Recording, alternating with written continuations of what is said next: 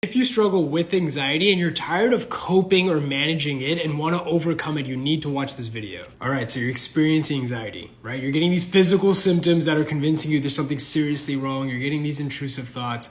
What if you're going to be like this forever? What if you're going crazy? What if you do something that's out of control? You may even be getting these feelings of unreality, derealization, and depersonalization. And so you're trying to fix it. You're trying to get out of this and you're saying, hey, I want this to go away. So you start Google searching, you start asking people, you start going to different people, trying to find a solution. And what you end up finding is you end up finding coping tricks. Things like breathing techniques, grounding techniques. Have you tried meditation? Have you tried yoga? Have you tried these CBD products? Have you tried these supplements? You tried all these things and you're like, yeah, but this kind of just focuses on like calming. It doesn't really fix the problem. Think of it more like a Band-Aid. You're putting a Band-Aid, but like, how do you actually fix the injury or the wound?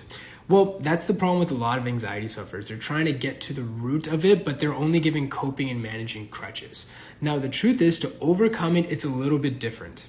Now, before I move forward, look, I've given TikToks like this before, and I've explained the answer, but sometimes the answer just goes over people's head, okay? So I want you to pay attention. So the focus is on overcoming this, meaning focusing on long-term freedom, okay? Not short-term comfort. What happens is that you're trying to get this problem fixed and people are giving you short-term comforts. For example, you're getting physical symptoms. So a short-term comfort could be Google searching your symptoms or going to the doctor again, even though you've gotten things multiple times ruled out. So how do you heal from it though? Not cope and manage with it. Well, one of the first things you have to do is stop fighting the symptoms.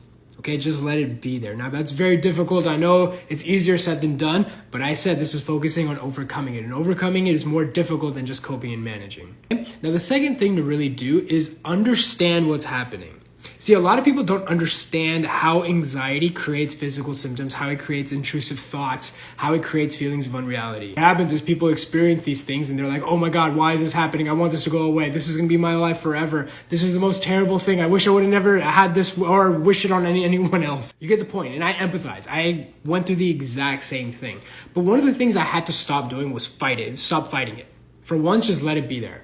Okay? And then what I just try to do is I try to understand what it was. Now, this can be the hardest part, understanding the mechanics of what's happening, okay? What happens? Depending on who you ask, some people will say it's childhood trauma. Some people say it's this. It's a misdiagnosis of this. There's so much conflicting information. The key is to understand the mechanics, and one of the best ways is to understand how the fight or flight response works. If you can understand this, this will be a great starting point to healing. Follow me for part 2.